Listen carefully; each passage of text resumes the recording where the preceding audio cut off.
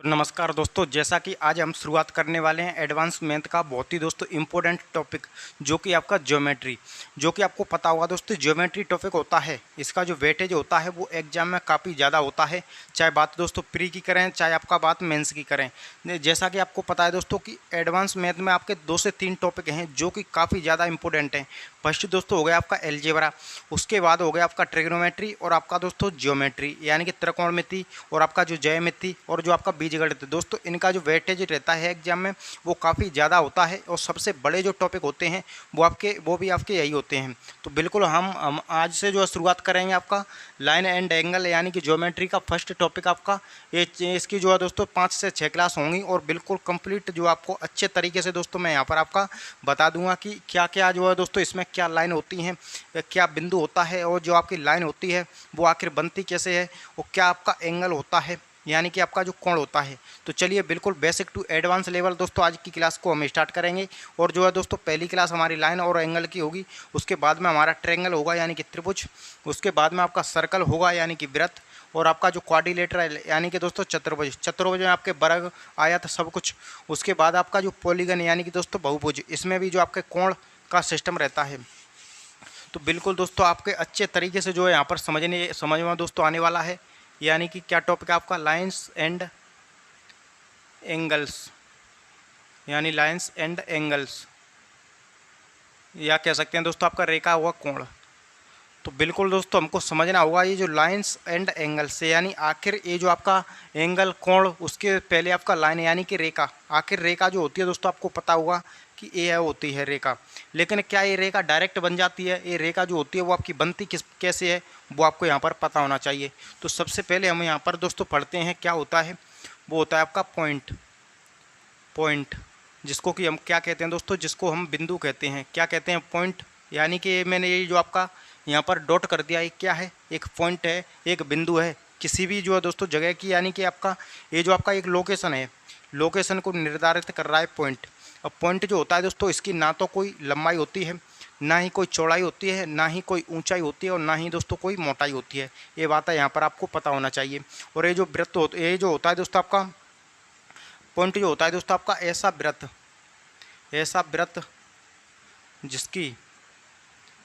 वृत्त जिसकी त्रिज्या जो होती है दोस्तों वो क्या हो? शून्य हो। ऐसा वृत्त जिसकी त्रिज्या शून्य हो वह वृत्त कहलाता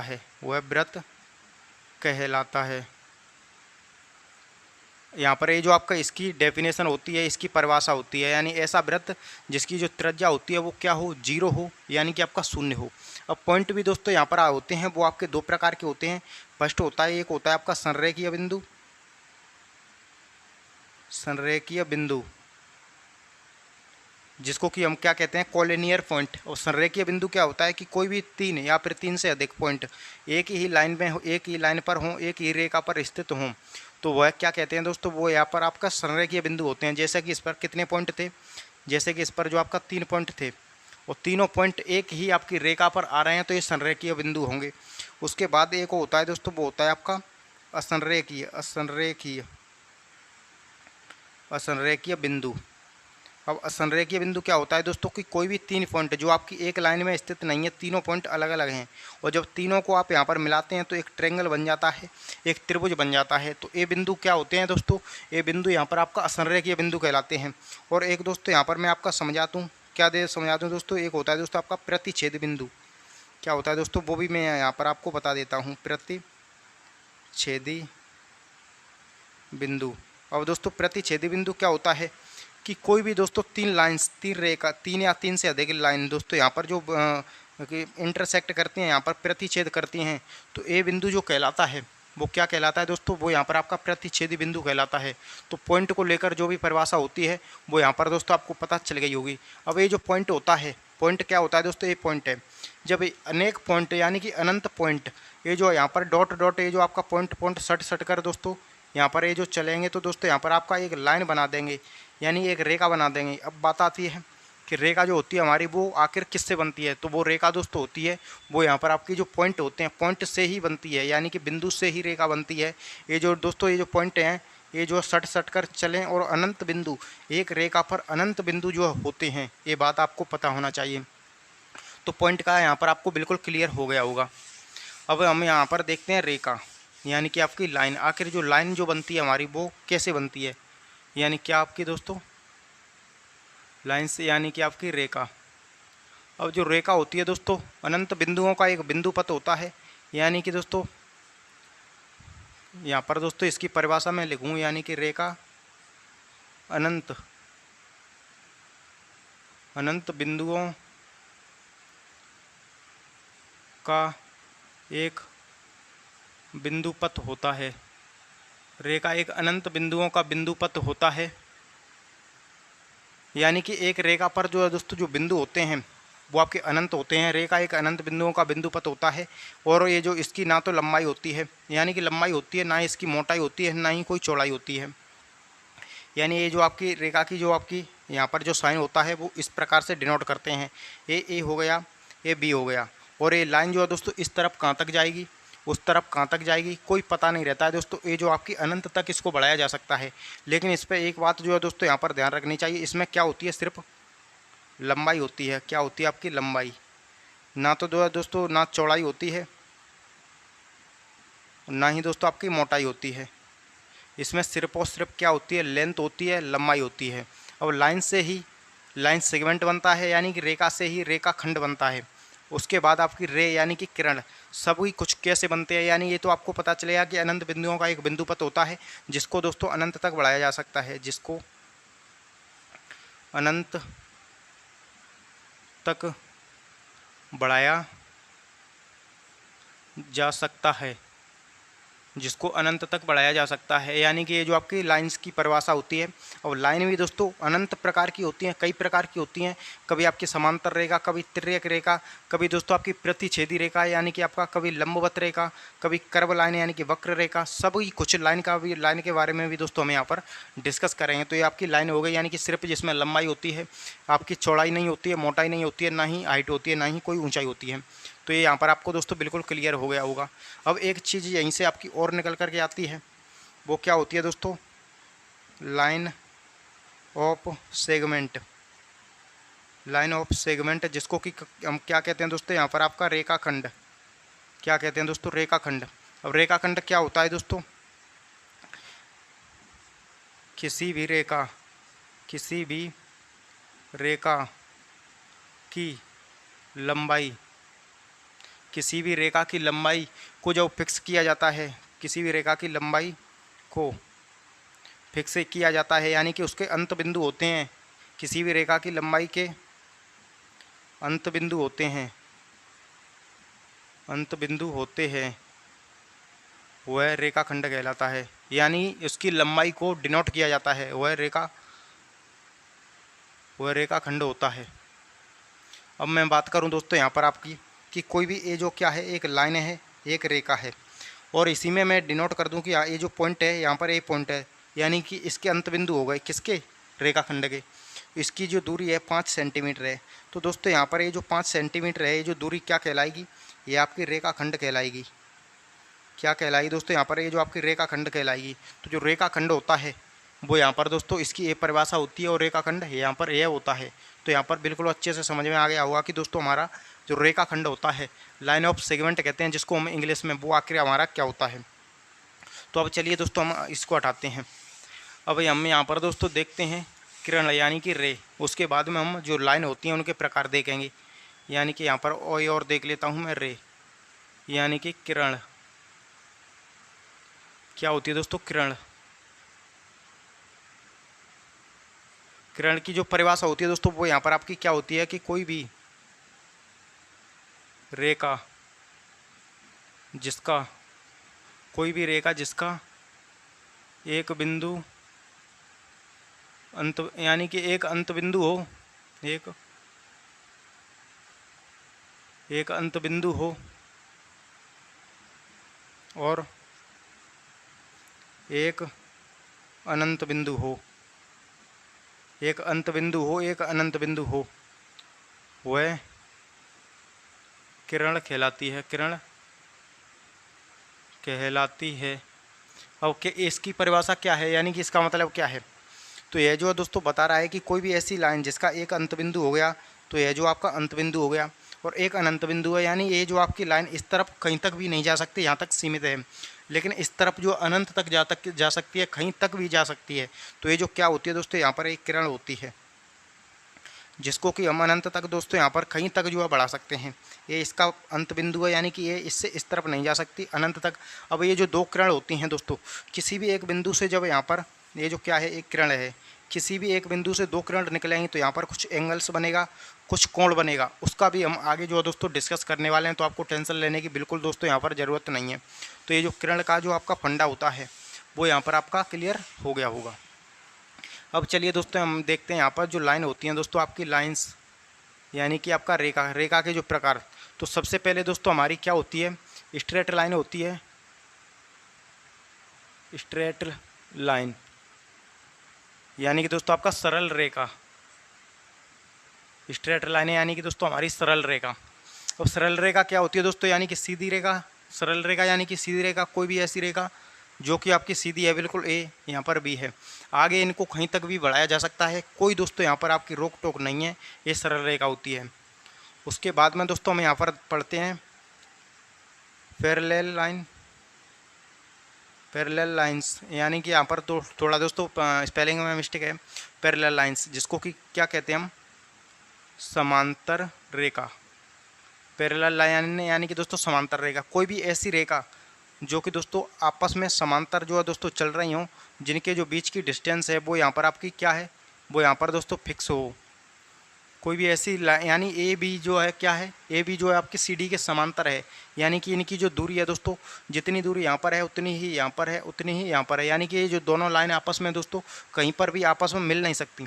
जिसका सबसे बढ़िया एग्जाम्पल जो है वो क्या है, जो ट्रेन जो होती है दोस्तों, उसकी जो पटरी होती है वो सबसे अच्छा जो है इसका एग्जाम्पल है, यानी कि ट्रेन की पटरी। ट्रेन की पटरी दोस्तों आपस में कहीं भी जाकर सटती नहीं है, मिलती नहीं है, ना ही आपकी चौड़ी होती हैं। तो ये आपकी वही एग्जाम्पल है। उसके बाद में दोस्तों हम यहाँ पर देखते हैं, उसके बाद में जो हमारी रेखा होती है वो होती है आपकी यहाँ पर कॉन्करेंट लाइन, कॉन्करेंट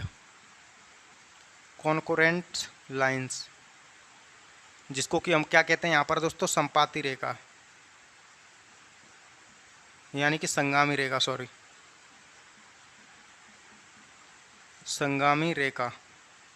संगामी रेखा दोस्तों क्या होती है कि कोई भी ऐसी लाइंस, कोई भी ऐसी रेखा, यानी कि दो या फिर दो से अधिक, या दो से अधिक, यानी कि तीन या तीन से अधिक, ये जो आपकी तीन लाइंस है, तो ये जो रेखा हैं दोस्तों, ये सभी रेखा क्या कहलाती हैं, ये सभी रेखा आपकी संगामी रेखा कहलाती हैं।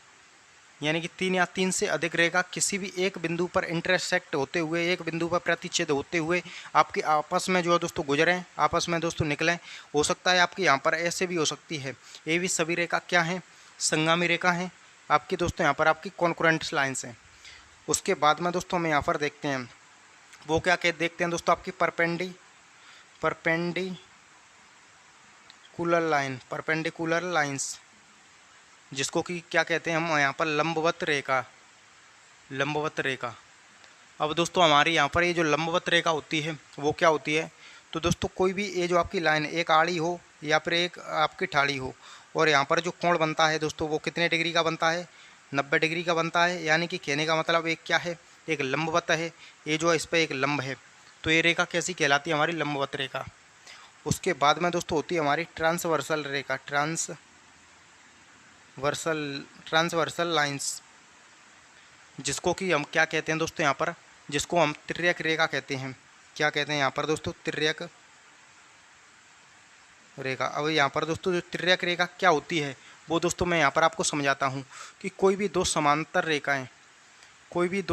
रेखाएं, यानी कि ए और बी समांतर है दोस्तों सी और डी के, जब इनको कोई ई और एफ, कोई दोस्तों ई और एफ समांतर रेखा इसको जो प्रतिच्छेद करती है, तो ये जो लाइन होती है दोस्तों उसको हम क्या कहते हैं, तिर्यक रेखा कहते हैं, ट्रांसवर्सल लाइन कहते हैं। तो बिल्कुल यहाँ पर क्लियर हो गया। इनके बीच में कुछ एंगल्स बनते हैं, कुछ कोण बनते हैं, जो कि जब अभी जो हम कोण यहाँ पर पढ़ेंगे तो उसमें इसका डिस्कस करेंगे। तो ये जो लाइन क्या होती है दोस्तों, आपकी तिर्यक रेखा। उसके बाद में दोस्तों यहाँ पर आपकी मैं बात करूँ, एक लाइन और होती है जिसको कि हम क्या कहते हैं, आपका कर्व लाइंस, यानी कि दोस्तों वक्र रेखा। क्या होती है दोस्तों, अब यहाँ पर आपकी वक्र रेखा होती है, वक्र रेखा। और वक्र रेखा क्या होती है दोस्तों, वह जो रेखा अपने ही मार्ग से विचलित होते हुए चले, यानी कि ऊपर नीचे जो सांप होता है दोस्तों, इसके आकार में यहाँ पर दोस्तों चले। ये जो लाइन है दोस्तों, ये क्या है, एक यहाँ पर वक्र रेखा है। क्या है दोस्तों यहाँ पर आपकी वक्र रेखा, वक्र रेखा। तो मैं उम्मीद करूँगा दोस्तों कि जो लाइन होती हैं, जो रेखा होती हैं, उनके बीच का जो फंडा होता है वो यहाँ पर आपका अच्छे से क्लियर हो गया होगा। तो चलिए यहाँ पर अब हम स्टार्ट करेंगे एंगल्स, जो कि क्या होते हैं आपके कोण।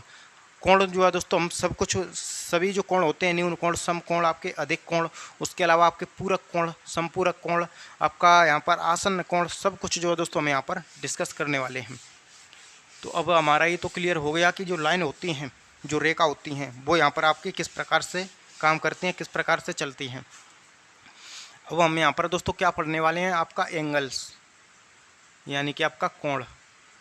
अब कोण क्या होता है दोस्तों, मैंने आपको बताया था कि कोई भी दो असंरेखीय किरण किसी एक ही बिंदु से निकलें, यानी कि दोस्तों यहाँ पर आप देख सकते हैं ये जो आपकी दो किरण हैं एक ही बिंदु से निकल रही हैं, यानी कि इसकी परिभाषा की मैं बात करूँ कि कोई भी दो असंरेखीय, कोई भी दो असंरेखीय किरण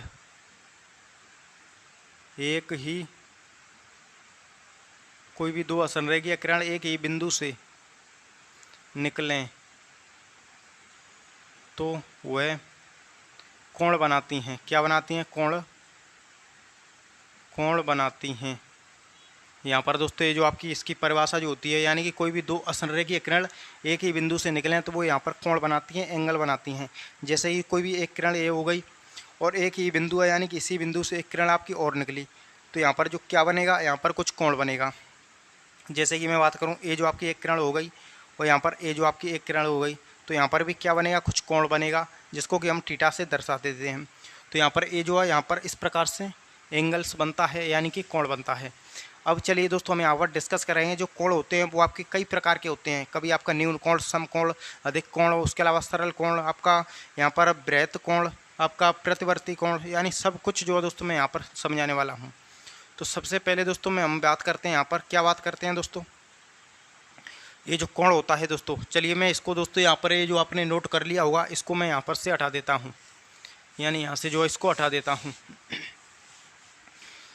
अब क्या आता है, सबसे पहले दोस्तों हमारा आता है एक्यूट एंगल्स।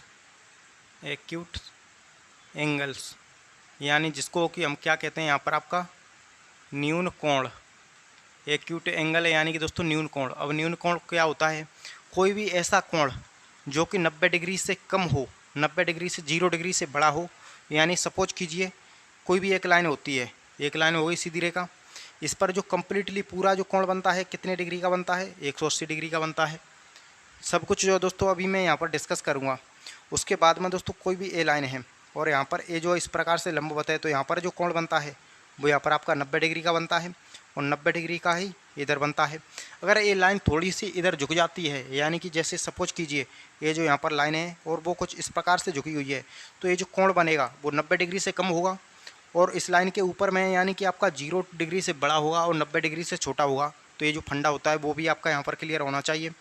अब सपोज कीजिए कि कोई भी आपकी ए लाइन है और इस लाइन को थोड़ा नीचे की तरफ लाया गया है, तो अब जो आपकी 180 डिग्री से भी ज़्यादा हो गई, यानी ये जो आपका कोण है अभी इतना बड़ा हो गया, तो ये जो आपका 180 डिग्री से भी बड़ा हो गया। सब कुछ जो दोस्तों यहीं पर इसी का फंडा होता है, ये आपको अच्छे से समझ में आ गया होगा। यानी कि कोई भी ऐसा कोण जिसकी वैल्यू जो आपकी 90 डिग्री से बड़ी, यानी कि 0 डिग्री से बड़ी हो और 90 डिग्री से छोटी हो। यानी कि दोस्तों मैं बात करूँ यहाँ पर ये जो 0 डिग्री से तो दोस्तों क्या होती है, बड़ी होती है, ये जो आपकी थीटा, और आपकी जो 90 डिग्री होती है दोस्तों इससे आपकी छोटी होती है। यानी ये जो आपको यहाँ पर इसको याद कर सकते हैं, इसको आपको ध्यान रखना है कि आपका 0 डिग्री से बड़ा होगा थीटा, 90 डिग्री से छोटा। अब हम यहाँ पर देखते हैं दोस्तों आपका राइट एंगल्स, राइट एंगल जो कि काफ़ी ज़्यादा इम्पोर्टेंट है दोस्तों, जिसको कि हम क्या कहते हैं आपका समकोण त्रिभुज। अब यहाँ पर दोस्तों जो समकोण त्रिभुज होता है वह क्या होता है, वह हमको यहाँ पर समझ में आना चाहिए। समकोण त्रिभुज जैसा कि दोस्तों मैंने आपको बताया था कि एक आड़ी लाइन हो एक ठाड़ी, यानी कि दोस्तों यहाँ पर ये जो लाइन है, ये जो आपकी लाइन है, यहाँ पर ये जो कोण बन रहा है कितने डिग्री का बन रहा है दोस्तों, 90 डिग्री का। यहाँ पर ये जो आपकी दोस्तों यहाँ पर ये जो सीधी लाइन है, ये दो रेखा हैं, दो किरण हैं, और यहाँ पर जो दोस्तों जो कोण बनता है वो कितने डिग्री का बनता है, हमेशा ही आपका 90 डिग्री का बनेगा, यानी कि आपका राइट एंगल बनेगा। यानी कि जो थीटा है इसकी जो वैल्यू कितनी होगी, इसकी जो वैल्यू होगी दोस्तों वो यहाँ पर आपका, इसकी जो वैल्यू होगी वो आपकी 90 डिग्री होगी। कितने डिग्री होगी दोस्तों यहाँ पर आपकी 90 डिग्री। अब आता है दोस्तों एक obtuse angle, obtuse angle, obtuse angle, जिसको कि हम क्या कहते हैं दोस्तों, जिसको हम कहते हैं अधिक कोण। क्या कहते हैं इसको हम, अधिक कोण। अब अधिक कोण क्या होता है दोस्तों कि 90 डिग्री से तो वो कोण यहाँ पर आपका बड़ा होगा, उसके अलावा जो आपकी 180 डिग्री है उससे छोटा होगा। तो कुछ इस प्रकार से होगा, यानी कि यहाँ पर दोस्तों क्योंकि ये लाइन अगर सीधी हो जाएगी तो वो आपका यहाँ पर 180 डिग्री का कोण हो जाएगा। तो ये जो कोण है सपोज कीजिए 120 डिग्री का है, तो आपका 90 डिग्री से बड़ा हो गया और आपका 180 डिग्री से छोटा, यानी कि दोस्तों ये जो आपका थीटा है 90 डिग्री से तो दोस्तों यहाँ पर क्या होगा, यहाँ पर बड़ा होगा। और जो आपकी ये जो थीटा है 90 डिग्री से तो आपका बड़ा होगा, और जो आपका 180 डिग्री है इससे दोस्तों क्या होगा, इससे छोटा होगा। तो यहाँ पर ये बात आपको बिल्कुल क्लियर होना चाहिए। तीनों कोण मैंने अच्छे से दोस्तों यहाँ पर आपको रिप्रेजेंट करके बता दिए कि क्या होता है आपका न्यून कोण, क्या होता है समकोण और क्या होता है अधिक कोण। अब चलिए हम यहाँ पर दोस्तों देखते हैं और क्या देखते हैं। अब चलिए दोस्तों हम यहाँ पर देखते हैं कि आपके जो होता है सरल कोण, यानी कि स्ट्रेट एंगल। अब स्ट्रेट एंगल क्या होता है दोस्तों, सरल कोण। अच्छा, सरल कोण ना देकर कभी कभी दोस्तों हमारा ऋजु कोण भी दे देता है, ऋजु कोण। दोनों ही नाम एक ही के हैं, यानी कि सरल कोण कहे या ऋजु कोण कहे, बात एक ही है। तो कोई भी लाइन यानी कि सरल रेखा, कोई भी ऐसा यहाँ पर दोस्तों दो असंरेखीय किरण है, दोनों एक दूसरे के अपोजिट में है, एक दूसरे के विपरीत में है। तो यहाँ पर ये जो कोण बनता है दोस्तों वो हमेशा ही कितने डिग्री का बनता है, 180 डिग्री का बनता है, हमेशा ही 180 डिग्री का कोण बनेगा। तो यहाँ पर दोस्तों ये जो आपका थीटा है, थीटा की जो वैल्यू है वो कितनी है, 180 डिग्री है। तो ये बात आपको दोस्तों यहाँ पर याद रखनी है कि यहाँ पर दोस्तों क्या होता है, थीटा की वैल्यू आपकी यहाँ पर 180 डिग्री। तो ये जो आपका उसके बाद में एक कोण होता है जिसको कि क्या कहते हैं हम, रेफ्लेक्स एंगल कहते हैं, रेफ्लेक्स एंगल, जिसको कि हम क्या कहते हैं दोस्तों यहाँ पर प्रतिवर्ती कोण, प्रतिवर्ती कोण, या फिर दोस्तों हम कहते हैं उसको ब्रैत कोण, ब्रैत कोण। ये सभी जो है दोस्तों एक ही चीज़ के नाम है, यानी कि ब्रैत कोण। अब बात आती है दोस्तों कि ये जो आपके यहाँ पर बृहत कोण होते हैं यानी कि रेफ्लेक्स एंगल, तो वो जो आपका जाहिर सी बात है कि 180 डिग्री से बड़ा होगा, और कंप्लीट एंगल 380 डिग्री का होता है, यानी कि चारों तरफ घूम जाए तो उससे कम होगा। यानी कि दोस्तों यहाँ पर कुछ इस प्रकार से होगा, ये जो आपकी लाइन्स हो गई, और यहाँ पर ये जो आपका नीचे की तरफ है सपोज कीजिए 220 डिग्री का है, कितने डिग्री का है, 220 डिग्री का। तो यहाँ पर दोस्तों ये जो आपका कितने डिग्री का होगा, जैसे कि ये जो आपकी लाइन्स है और यहाँ पर ये जो आपकी लाइन्स है, थीटा जो होगा दोस्तों क्या होगा आपका यहाँ पर थीटा। तो थीटा जो होगा दोस्तों मैं यहाँ पर आपको समझाऊं कि 180 डिग्री से क्या होगा, बड़ा होगा थीटा, और जो आपका 360 डिग्री होता है उससे क्या होगा, छोटा होगा। तो यह जो परिभाषा होती है दोस्तों वो आपकी बृहत कोण यानी कि रेफ्लेक्स एंगल, इसकी परिभाषा होती है। तो उम्मीद करूँगा ये भी आपका क्लियर हो गया होगा। अब चलिए हम यहाँ पर दोस्तों देखते हैं, और वो क्या देखते हैं कि यहाँ पर दोस्तों होता है कम्प्लीमेंट एंगल, कंप्लीमेंट्री एंगल दोस्तों होता है वो अलग होता है। यहाँ पर मैं बात कर रहा हूँ कंप्लीट एंगल, कंप्लीट एंगल, जिसको कि हम क्या कहते हैं आपका पूर्ण कोण, क्या कहते हैं पूर्ण कोण। एक होता है पूरक कोण, लेकिन एक क्या है पूर्ण कोण। और पूर्ण कोण क्या होता है दोस्तों, कोई भी एक यहाँ पर कोई भी किरण पूरा कंप्लीटली दोस्तों घूमकर और इसी के ही ऊपर आकर आ जाए, तो यहाँ पर जो पूरा कोण बनेगा, कंप्लीट जो एंगल बनेगा, पूरा कोण बनेगा दोस्तों कितने डिग्री का बनेगा, 360 डिग्री का बनेगा। तो यहाँ पर ये भी आपको यहाँ पर क्लियर हो गया होगा कि कंप्लीट एंगल यानी कि पूर्ण कोण जो कितने डिग्री का बनेगा, 360 डिग्री का। तो अब हमारे ये कोण तो दोस्तों यहाँ पर न्यून कोण, समकोण, अधिक कोण, आपका सरल कोण, बृहत कोण और आपके पूर्ण कोण कंप्लीट हो गए होंगे। उसके बाद में होता है हमारा दोस्तों क्या होता है, पूरक कोण और आपका संपूरक कोण। उसके बाद में आपका आसन्न कोण और आपका रेखीय युग्म कोण, सब कुछ दोस्तों वो भी हम यहाँ पर दोस्तों समझने वाले हैं। तो चलिए अब हम जो है दोस्तों यहाँ पर क्या देखेंगे, वो देखेंगे आपका कम्प्लीमेंट्री एंगल यानी कि पूरक कोण, उसके बाद में सप्लीमेंट्री एंगल यानी कि दोस्तों आपका संपूरक कोण। तो चलिए सबसे पहले हम यहाँ पर देखते हैं, क्या देखते हैं दोस्तों आपके कम्प्लीमेंट्री एंगल्स, यानी कि जिसको हम क्या कहते हैं यहाँ पर आपका पूरक कोण। पूरक कोण, अच्छा इसी को ही हम दोस्तों पूरक कोण कहने के साथ साथ इसको कोटि पूरक कोण भी कह देते हैं। तो इसकी जो परिभाषा होती है कि कोई भी, यानी कि जब दो कोण, जब दो कोणों का योग 90 डिग्री हो, 90 डिग्री दोस्तों हो, तो वह पूरक कोण कहलाएंगे। पूरक कोण कहते हैं, या फिर दोस्तों कह सकते हैं कहते हैं। जब दो कोणों का योग दोस्तों यहाँ पर 90 डिग्री हो तो हम उसे क्या कहते हैं, आपका पूरक कोण कहते हैं। यानी कि क्या कहते हैं दोस्तों यहाँ पर पूरक कोण। जैसे सपोज कीजिए दोस्तों यहाँ पर ये जो आपकी क्या है लाइन्स है, ये क्या है दोस्तों यहाँ पर आपकी एक रेखा है। क्या है दोस्तों यहाँ पर आपकी ये जो लाइन्स है एक रेखा है, और यहाँ पर 90 डिग्री का कोण कब बनता है दोस्तों, यहाँ पर बनता है। तो कोई भी दो ऐसे कोण, यानी ये जो आपका इसको θ1 कह सकते हैं, इसको θ2 कह सकते हैं। तो यहाँ पर कोई भी दो कोण जब दोस्तों यहाँ पर दोनों का सम जो होता है, दोनों का जो योग होता है 180 डिग्री हो जाता है, तो वो पूरक कोण कहलाते हैं। जैसे कि दोस्तों θ1 प्लस में θ2 दोनों का जो योग यदि 90 डिग्री हो तो वह दोस्तों कोण कैसे कहलाएंगे, वो आपके पूरक कोण कहलाएंगे। बिल्कुल क्लियर हो गया होगा। अब दूसरा जो हमारा होता है दोस्तों वो क्या होता है आपका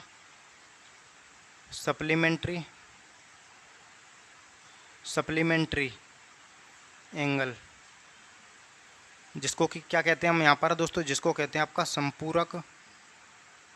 संपूरक कोण। अब बात करते हैं दोस्तों हम कि यहाँ पर जो संपूरक कोण होता है वो क्या होता है। तो यहाँ पर दोस्तों जब दो कोणों का योग 90 डिग्री हो तो पूरक कोण कहलाएगा, और यहाँ पर दोस्तों जब दो कोणों का योग 180 डिग्री हो जाए तो वो यहाँ पर संपूरक कोण कहलाएंगे। यानी कि जब दो कोणों का योग, जब दो कोणों का क्या दोस्तों यहाँ पर आपका योग, जब दो कोणों का योग 180 डिग्री हो तो वह संपूरक कोण कहलाएंगे। तो वह संपूरक कोण कहलाएंगे कह सकते हैं, यहाँ पर कहते हैं। यानी जब दो कोण जिनका योग जो होता है दोस्तों वो कितना 180 डिग्री होना चाहिए। अब आपको पता होगा कि 180 डिग्री कब होता है। 180 डिग्री जो दोस्तों जब होता है जब सीधी लाइन्स बनती है, यानी दो किरण जो होती हैं वो एक ही सीध में होती हैं। जैसे कि दोस्तों यहाँ पर आपका थोड़ा अच्छे नहीं बन रहा है। जैसे कि यहाँ पर ये जो कोण है वो कितने डिग्री का बनता है आपको पता है, 180 डिग्री का। और 180 डिग्री में ही दोस्तों यहाँ पर आपका दो कोण हों, यानी कि दोस्तों यहाँ पर ये जो आपकी लाइन है एक कोण और यहाँ पर एक कोण, θ1 हो गया और θ2 हो गया।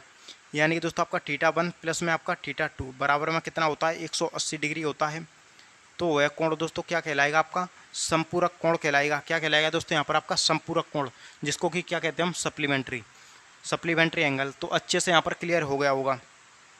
अब चलिए दोस्तों हम यहाँ पर समझते हैं, और वो क्या समझते हैं, वो समझते हैं आपका जो एकांतर कोण होता है, उसके अलावा जो आपका शीर्षाभिमुख कोण होता है, संगत कोण होता है दोस्तों, और जो आपका आसन्न कोण होता है। यानी आसन्न कोण भी जो है दोस्तों हमें यहाँ पर दोस्तों समझ लेते हैं क्या होता है दोस्तों आपका आसन्न कोण। आसन्न कोण क्या होता है कि कोई भी ऐसा कोण जिसका एक बिंदु जो है दोस्तों आपका यहाँ पर ओवेनिष्ठ हो, एक बिंदु जो है दोस्तों ओवेनिष्ठ हो, एक ही बिंदु से दो रेखा जो है दोस्तों निकलें, और एक रेखा जो होती है दोस्तों वो क्या हो, ओवेनिष्ठ हो। यानी एक रेखा इसमें क्या है, ओवेनिष्ठ है। तो यहाँ पर एक कोण और यह कोण, एक कोण, दोनों ही कोण क्या होंगे दोस्तों, दोनों ही कोण आपके आसन्न कोण होंगे, आसन्न कोण। उसके बाद में दोस्तों हमारा क्या होता है, एक होता है रेखीय युग्म कोण। रेखीय युग्म कोण। अब रेखीय युग्म कोण क्या होता है दोस्तों कि कोई भी दो किरण जब एक ही सीध में हों, कोई भी दो किरण जब दोस्तों एक ही सीध में हो, और यहाँ पर ये जो कोण हो, दोनों कोणों का जो दोस्तों योग कितना होना चाहिए, 180 डिग्री होना चाहिए। तो यहाँ पर ये जो रेखीय युग्म कोण बनाते हैं, क्या बनाते हैं हमारे यहाँ पर रेखीय युग्म कोण। तो ये भी आपको क्लियर हो गया होगा। अब चलिए हम यहाँ पर दोस्तों देखेंगे, वो क्या देखेंगे आपका, इसको चलिए मैं यहाँ से साफ कर देता हूँ।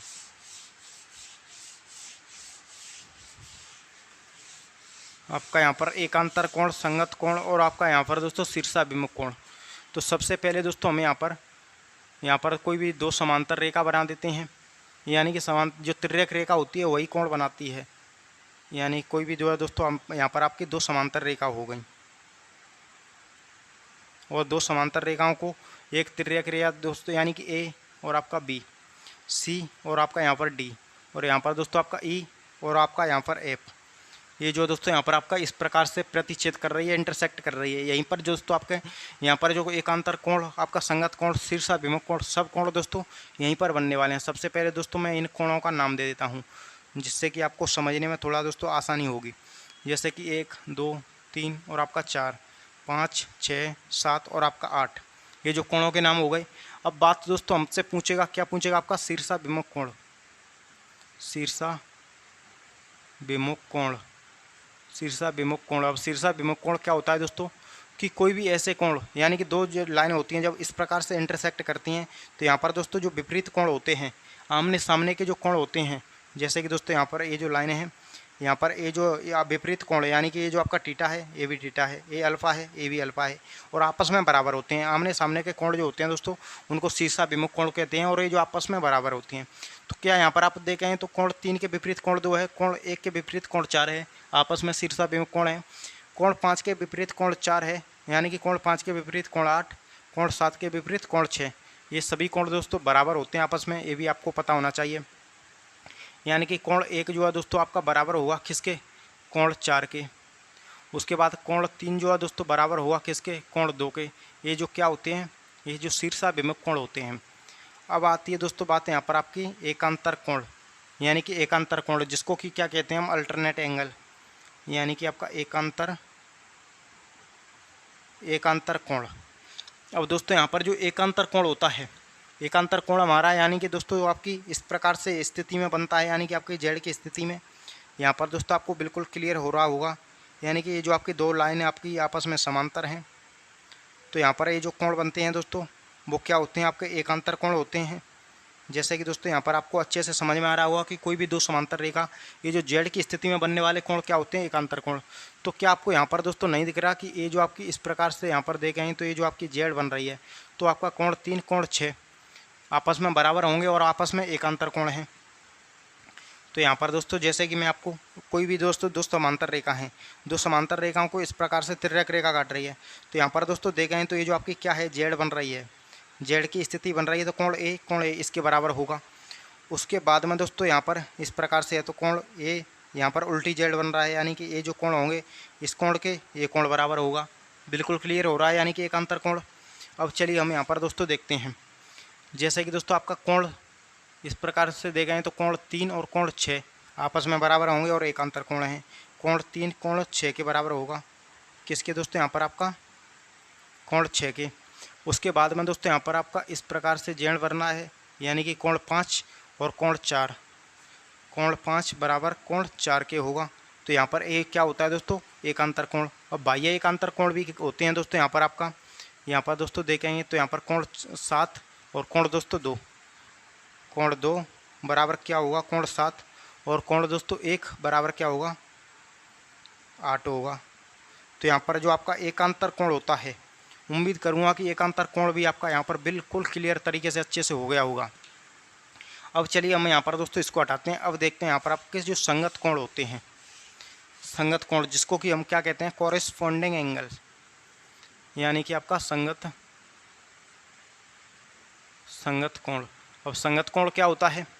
जैसे कि दोस्तों यहाँ पर एक लाइनें हैं इस प्रकार से प्रतिच्छेद कर रही है, तो कोई भी ऐसी लाइन्स, यानी कि जो है दोस्तों जो इस लाइन के इस तरफ, इस लाइन के इस तरफ और ऊपर की तरफ, इसमें भी ऊपर की तरफ, ये जो कोण क्या होंगे? आपस में संगत कोण होंगे, आपस में बराबर होंगे। जैसे कि सपोज कीजिए ये 100 डिग्री का है, तो एक कोण भी कितने डिग्री का होगा? एक कोण भी 100 डिग्री का होगा, आपस में संगत कोण होंगे। जैसे कि मैं बात करूँ ए लाइन है, तो यह कोण और आपका यह कोण, ये भी आप कोण आपस में संगत कोण होंगे। तो इन कोणों को हम क्या कहते हैं? इन कोणों को संगत कोण कहते हैं। तो दोस्तों कोण 1 कोण 5 के बराबर होगा, यानी आपस में संगत कोण है। कोण 4 बराबर किसके होगा दोस्तों? यहाँ पर कोण 4 बराबर होगा कोण 8 के, यानी कि दोस्तों यहाँ पर बिल्कुल क्लियर हो रहा होगा। अब चलिए दोस्तों मैं इसको हटाता हूँ।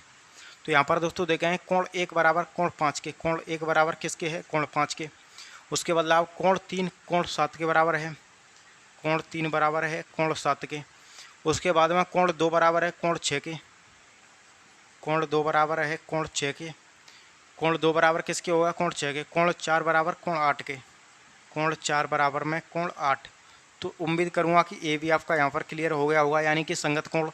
अब जो है दोस्तों जो अंतः कोण होते हैं और जो बाह्य कोण होते हैं वो भी यहाँ पर आपके क्लियर होना चाहिए, जैसे कि इंटीरियर एंगल और आपका दोस्तों यहाँ पर होता है एक्सटीरियर एंगल, यानी कि आपका अंतः कोण और एक क्या होता है दोस्तों बाह्य कोण। अब अंतः कोण क्या होता है कि कोई भी जो है दोस्तों दो लाइन को एक तिरक रेखा काट रही है, तो दोस्तों ये जो आपका अंदर में बन रहे हैं यानी कि अंदर में बनने वाले अंतः कोण, और जो बाहर में बन रहे हैं ये जो कोण और आपके ये जो कोण, ये कोण कैसे होंगे? ये बाह्य कोण होंगे। जैसे कि दोस्तों कोण 3, कोण 4 और कोण 5, कोण 6, ये जो क्या है दोस्तों आपके अंतः कोण हैं। उसके बाद में क्या होता है दोस्तों आपका बाह्य कोण, यानी कि बाह्य कोण कहते हैं जिसको। तो दोस्तों कोण 1 और कोण 2 और कोण 7 और कोण दोस्तों 8, एक क्या होंगे दोस्तों? यह कोण भी दोस्तों आपस में आपके यहाँ पर 180 डिग्री वाला संबंध रखते हैं, यानी कि कोण 1 और 2 को मिलाएंगे 180 डिग्री बनेगा। कोण 7 और 8 को मिलाएंगे 180 डिग्री बनेगा। कोण 5 और 6 को मिलाएंगे 180 डिग्री बनेगा। कोण 3 और कोण 4 को मिलाएंगे 180 डिग्री बनेगा। जो कि यहाँ पर आपको बिल्कुल अच्छे तरीके से पता है दोस्तों कि दोस्तों कोई भी सरल रेखा पर, सीधी रेखा पर 180 डिग्री का कोण बनता है। आपकी इस प्रकार से लंब रहता है तो ये जो आपका कोण 90 डिग्री का बनता है। इस प्रकार से है दोस्तों। तो यहाँ पर जो दोस्तों 0 डिग्री से बड़ा है, 90 डिग्री से छोटा है। तो बिल्कुल दोस्तों जो कोण होते हैं वो आपको अच्छे से यहाँ पर क्लियर हो गए होंगे। मैं उम्मीद करूँगा दोस्तों कि ये क्लास आपकी, ये जो आपका लाइंस और एंड एंगल्स की जो क्लास है अच्छे से आपको पसंद आई होगी। अगर पसंद आई हो तो हमारा यूट्यूब चैनल दोस्तों क्लास नगर इंस्टीट्यूट, अगर सब अच्छा लगी हो क्लास तो उसको सब्सक्राइब करके ज़रूर रखें, क्योंकि हम इस पर मैथ की ऐसी प्रकार से क्लासेज अपलोड करते रहते हैं। तो चलते मिलते हैं किसी नेक्स्ट क्लास में, तब तक के लिए जय हिंद, वंदे मातरम।